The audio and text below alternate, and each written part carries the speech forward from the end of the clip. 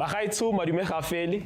Zanzi Fundis is still your choice. Yep, we're still going to unpack a bit more further. I still have these two gentlemen, Sizo Mapena and Mark Haskins. The conversation will be MTN8.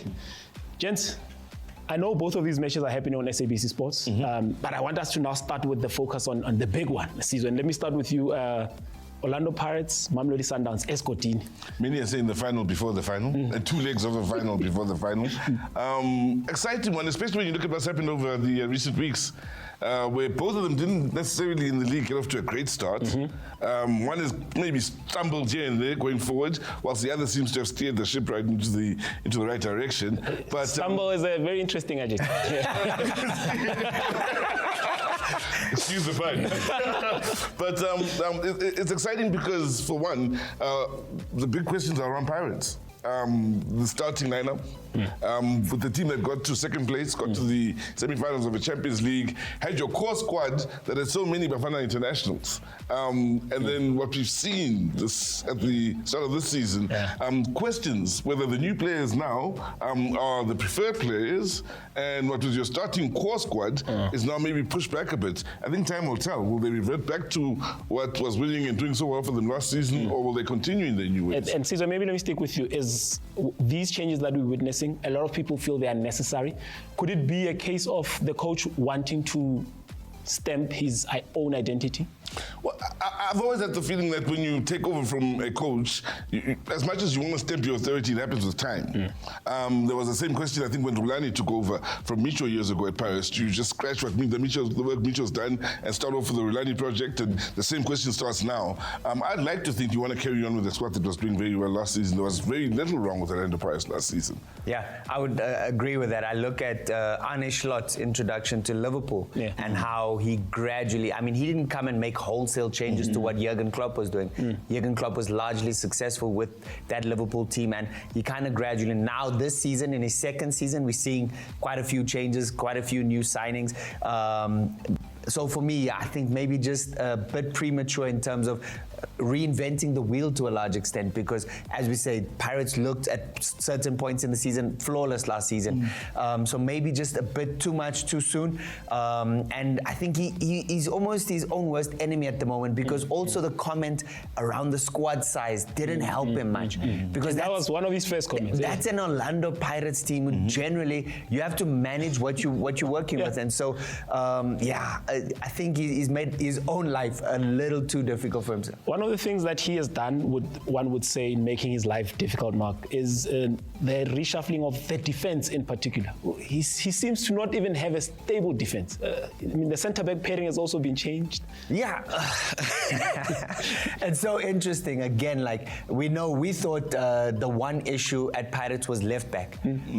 But the left-back is the most consistent position at the moment. So it's a difficult one. And yeah, we're trying to make sense of it, but it's at this point, I can't make sense of it. When you look at the defensive swaps at Paris last season, they were forced. When Dar went out, he was injured. 100%. When Sisani went out, he was injured. So the replacements came because they were forced replacements, and thankfully they had depth that was able to cover, because they almost changed the entire back four at one point from what started the season and what ended the season.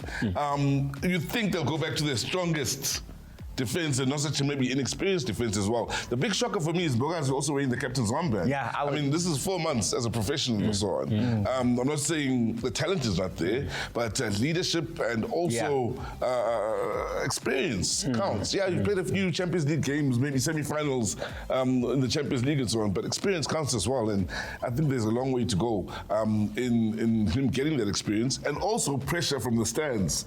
And the fans as well, when things don't go their way. It looks largely unsettled, and I think you worry when the one player who's been the lifeblood of this Pirates team for the past 2-3 years, Rile Mofokeng, he doesn't look like himself. He does not look himself, and that for Pirates, I think, is the biggest worry, because he's a game changer of note. I mean, how many cup finals has he won for them? Come on and had an impact.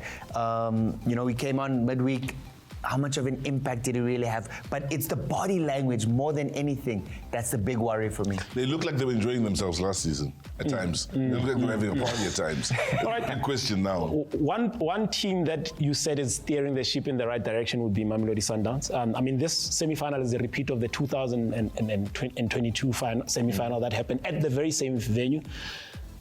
Do they seem like now they head on that correct course where they can cause not even an upset, they can win this match? Well, the thing is, let's face it, here's a coach that took over middle of last season. Didn't change too much in the Sundowns starting lineup, their strongest team and so on. He didn't come in and just throw his own way, which is funny enough, the major difference between the two coaches as to when they're coming in. What I have found interesting with Sundowns ever since he came in, Cardoso, is, yes, we're still dominant from a, let's say, possession point of view. They'll still dominate you. But at times, they seem to struggle to create chances with that, domination. So should Pirates put out a strong team defensively, a solid team that competes, and look for their chances to hit Sundowns like teams do when they beat Sundowns, then can Sundowns, even though they may dominate possession, still create many chances? That's the big question. It is the big question. One of the questions that seem to be getting answers this season is the question of why is he persistent in playing Sales? He's come alive, a different player that we've noticed. Yeah, certainly. I think it made very clear that he's not an out-and-out striker.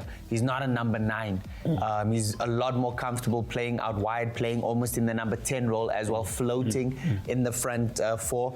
The movement of the front 4 at Sundowns is always going to be an issue for most of the opponents, but Sales definitely has come to the fore and he's shown his quality, but he looks a lot more comfortable. He's not the guy that you want as a point of reference up top.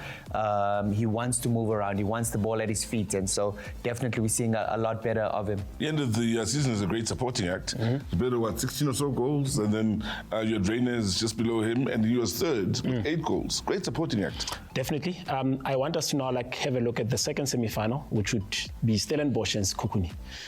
We saw it. This one would say it's a matchup of teams that had to come back from behind and grind those results in the quarterfinals. I love the coaching departments. Firstly, huge respect to both coaching departments here on either side of the field.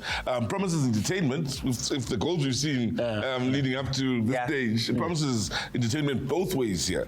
The Stellies maybe aren't quite as defensively sound as they were with the changes they keep making season in and season out, but still going forward, they're a threat. So at the very least, we promise entertainment here and goals. We hope to be getting goals. That's ultimately what we go to watch these games for. And so when we look at the previous results in the quarterfinal, both teams were involved in a 5-goal thriller. Sekhukhune having to come from 2 goals down to win 3-2. Stellenbosch also down at some point, showed great character. Stellenbosch not as settled as we've seen, but we know with Stellies, because of the coming and going of players, they'll always have to readjust. And so definitely going to be an interesting game. And like Sizwe says, the benches in terms of technical stuff, I think you can't ask for better. These are 2 experienced coaches who know exactly what it takes to win at this level. And the experience of a player like Robler against young talent like Mamelodi Sundowns. Now, he's not a very young player, but still gaining experience, still earning his stripes. It's a nice test when you've got someone who's experienced and is amongst the best in the country, and from a goal-scoring point of view. Even at 37. Even at 37. It's a nice test as well. So, Mark, looking at the 2 teams, one would say advantage, Sekhukhune, looking at how both teams started. Definitely. When I look at Stellenbosch's performance, especially, I'll go back to the quarterfinal. Amazulu played very well. Stellenbosch, as I said, didn't look as settled as in the past. So definitely, I think Sekhukhune probably the most settled of the 2 teams. All right, gentlemen, I'll have to hold it there. Yes, it's been a very interesting conversation from the 2 gentlemen. Interesting. So, I have to now Datela Inda. When we come back, Lungstar is going to be coming back with the gents. They'll be giving you the predictions. So do stay with them, Mzansi Fundis.